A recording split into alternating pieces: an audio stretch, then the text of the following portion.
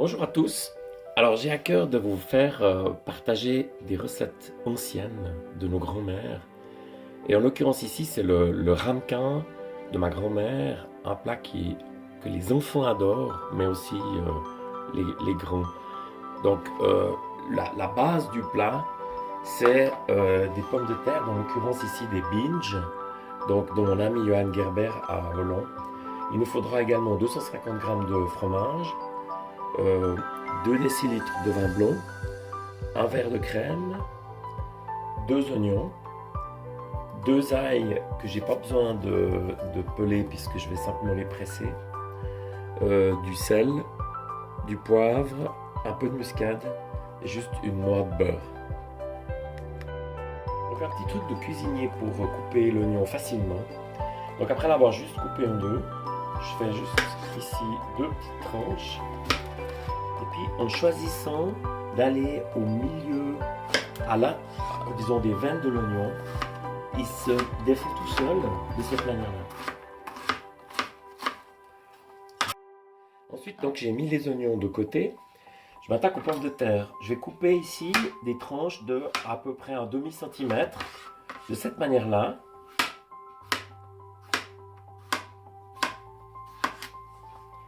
Voilà. Ensuite, dans une sauteuse, donc j'ai mis la noix de beurre et je vais venir ajouter mes oignons.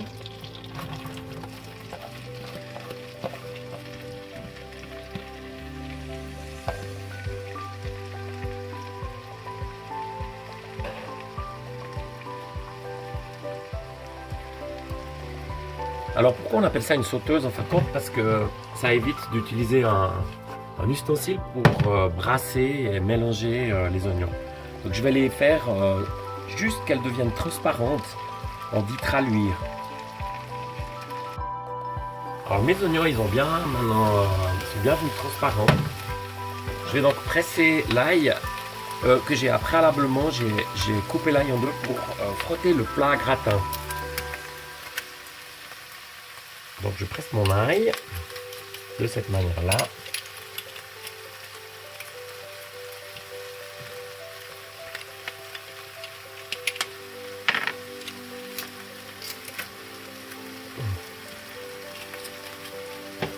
Un petit coup de sauteuse. Et je verse le vin blanc. Donc les 2 décilitres de vin blanc. Donc cette opération va enlever l'alcool du vin. Et je vais laisser reposer juste quelques minutes jusqu'à ce que le vin ait perdu son alcool. Donc il ne reste plus qu'à assaisonner. Noix de muscade.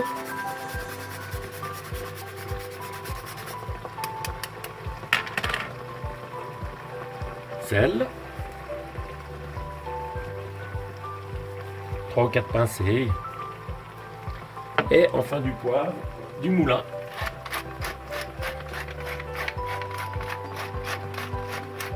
Voilà, on va passer maintenant au montage. Voilà, donc le montage c'est très facile.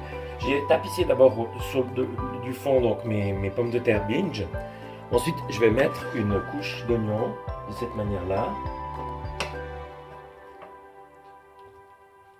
Alors, il y a une différence entre un gratin et un ramequin. Donc, le gratin dauphinois, par exemple, lui, ne contient pas de fromage. Et ici, donc, on va mettre généreusement une bonne poignée de fromage. Et ça, donc, on va créer comme ça des couches. Et on finit avec la crème de cette manière-là. Ensuite, j'attaque la deuxième couche. Hop, hop. C'est vraiment une recette géniale. C'est une recette d'hiver, elle est quand même assez calorifique, mais c'est vraiment un goût qui plaît vraiment à toute la famille. Donc deuxième couche, je rajoute les oignons.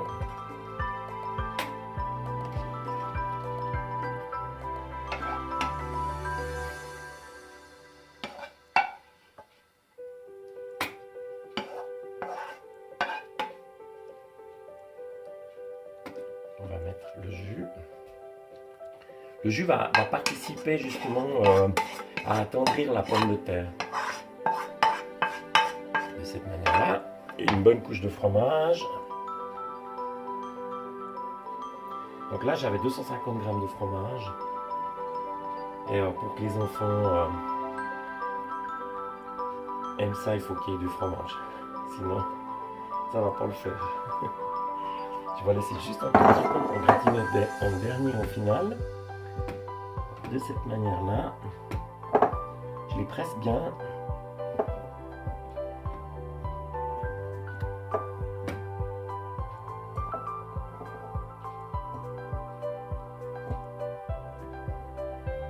Voilà, et je finis avec la crème que je vais mettre dessus, qui va donner une belle couleur à notre gratin. Vous allez voir tout de suite. Voilà. Et on finit avec un tout petit peu de fromage. Et un petit peu de poivre du moulin par-dessus.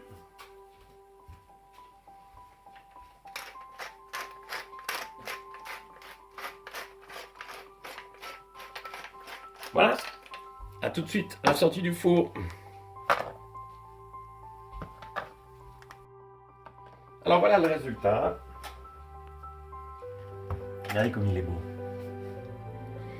Alors je vous remets ici tous les ingrédients de la recette et je vous souhaite un bon appétit.